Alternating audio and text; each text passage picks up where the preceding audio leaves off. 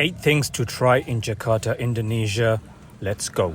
This is the one guide you need for your travels to Jakarta, Indonesia. Trust me, your stomach will thank you. Number 1 is Bubur Ayam. We are starting off with breakfast. The only way to start, really. Bubur Ayam is one of the most popular breakfast dishes in the country, especially in Jakarta. What is Bubur Ayam? Let me explain. Bubur Ayam is basically a porridge dish, but this is no ordinary porridge. This is a elevated porridge. Complex, spicy, savory. You'll find a number of different ingredients going in, such as chicken, fried onions, crackers, coriander, a number of different spices, a number of different ingredients, a number of different sauces. Typically, they are served out of a street food cart. You'll see them scattered around the city. We got this one in a nice little spot. Wholesome, comforting, and spicy if you want it. Perfect. Number 2 is Sop Konro and Conro Baka.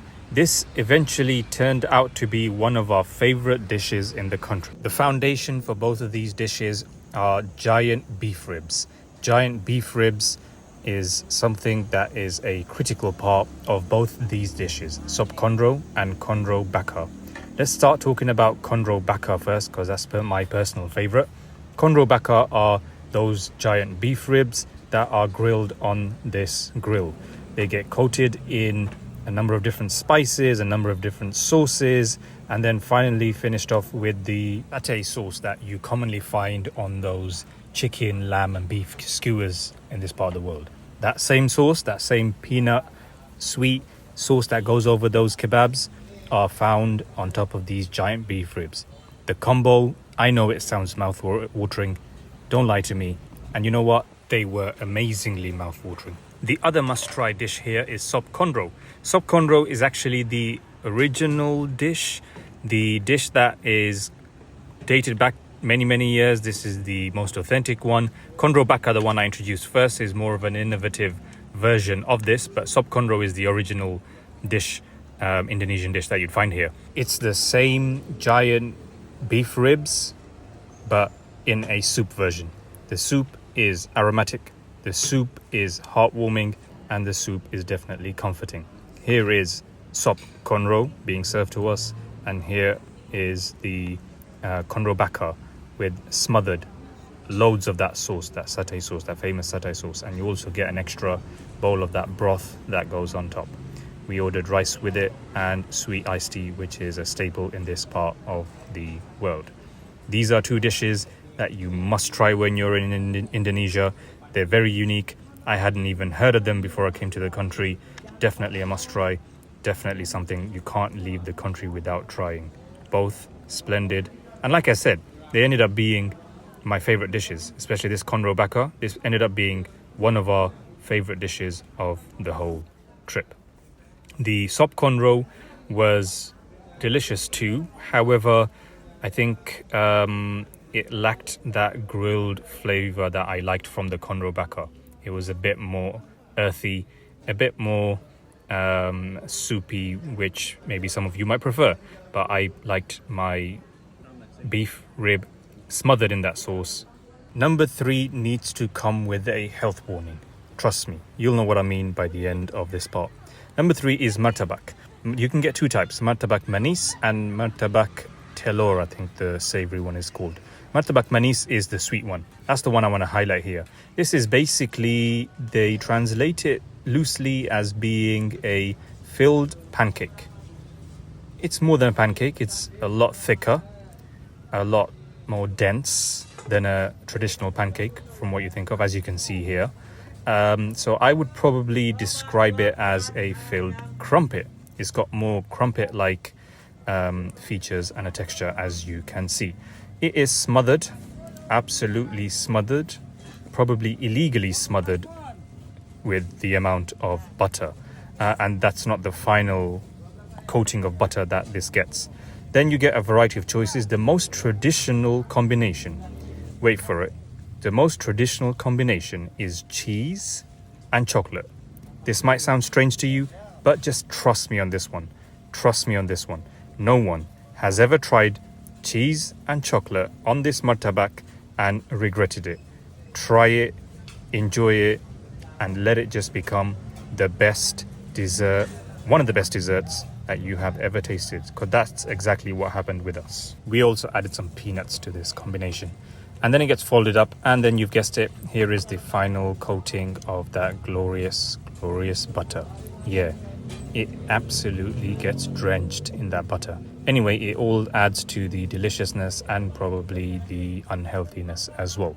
Now, this is one portion. You get all of this cut up into nice, generous bite sizes and then put in a box for you. This is all one portion.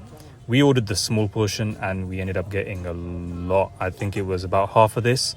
We had maybe 2 bites. We could have easily had more, but you can just feel how unhealthy and bad this is. So if you love yourself, if you love your body, probably get yourself half a portion and then share it with someone else. Share it with a group of people. One person will not be enough. We shared it with our hotel staff and yeah, it worked out.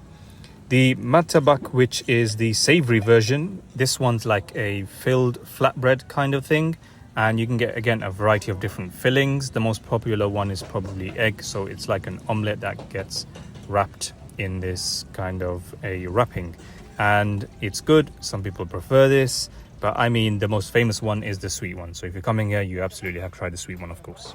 So after this one gets fried in the oil, it gets cut up again, and it gets cut up into nice bite-sized pieces and put into a box for you.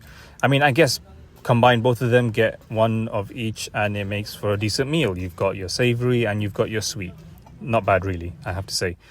Here is the sweet version. Look how thick the pieces are. Absolutely delicious. So good. But again, at the same time, so bad for your health. One piece, I can't remember, maybe 2 pieces was just the total amount we can handle. But just look at the intersection. Lovely. You can't go wrong with this when you're in Indonesia. Number 4 is the national dish of the country, which is Nasi Goreng. Translates to fried rice, but it's a lot more than fried rice. The rice is fried and cooked in a variety of different spices along with a form of meat. You can get it in chicken, you can get it in lamb, you can get it in goat meat. I think this was goat meat, and this is probably one of the most famous, one of the most popular, probably one of the best Nasi Goreng places in Jakarta. The place is a bit rustic itself, but the food, amazing. Number 5 is probably one of the most unique dishes you're going to see in the world. It's called kerak telor. Kerak telor is an omelette, would you believe? That is very difficult to find these days, actually. Many struggle to find it on the streets of Jakarta. It is an old dish that was consumed back in the day, but now it is not so common on the streets. We were told actually by many locals that we were actually very fortunate to find this in Jakarta. We actually stumbled upon it. We knew about it. We didn't think we'd find it, but we found it right next to the Nasi Goreng place I showed you in the previous shot. This is a unique omelette dish. It gets cooked. You can choose between chicken egg and duck egg. It gets cooked in a variety of different spices again, and it is savory and definitely a must try, even though, like I said, it's probably going to be a little bit hard to find. Anyway, what I'm going to do is I'm going to play this. I'll let you watch him without me rambling on in the background, because it is a joy.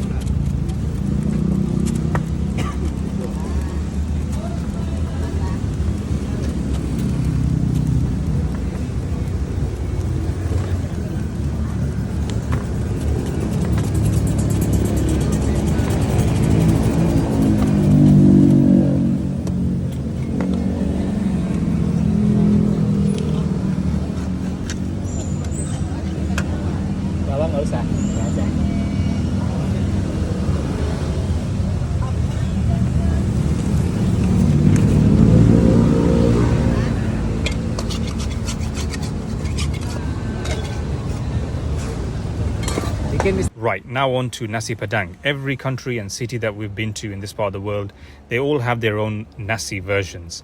We've mentioned Nasi Goreng. In other places, you'll find Nasi Lemak and you'll find Nasi Kanda. Here, Nasi Padang is super popular. We found so many Nasi Padang places. It actually comes from the city of Padang in Indonesia. However, there were a number of Nasi Padang places in Jakarta itself. Nasi Padang is basically an array of dishes that get put out in front of you, ranging from chicken to fish to vegetables, a wide array of dishes, and you basically have to pay for whatever you touch. A number of dishes get put in front of you, you pay for what you touch. One of the most popular dishes in this particular restaurant anyway is the fish head curry. Fish head curry is delicious, and a lot of reviewers go on about how this might be a 10-10 dish, a dish that they would travel to Indonesia alone for, one of the best dishes they've ever tasted. I liked it, but probably not as much as some of the reviewers have mentioned. Also, while you're here, give these a try as well. They're known as stink beans in English. Yeah. Number 7, and this is all about seafood. Seafood is a big part of many different cultures around the world, and Indonesia is no different. This particular restaurant is famous nationwide for serving up some of the freshest, some of the most delicious seafood there is. We had a quick scan of the menu and we knew exactly what we wanted to order. So basically we wanted ikan baka, which is a grilled fish, and also some grilled prawns, as well as avocado juice, coconut water, and we also got water morning glory, which is an amazing, by the way, if you're in this part of the world, an amazing vegetable dish here. It's like spinach, but different slightly. At the front, you can see them grill their seafood. This was decent, not as good as I expected though. Number 8, and the final dish, last but not least, this is bakso. This is from Afang, which is a franchise. They've got a number of different restaurants, and this was a local recommendation. If you want good bakso, reliable bakso, come and try it here. Bakso is basically meatballs that come in a soupy noodle, and then you add coriander, and you've got a lot of spices, and you get optional sauces as well, and a pinch of lime. We had a similar dish at the hotel which we absolutely fell in love with, so much so that we had to get the recipe from the chef.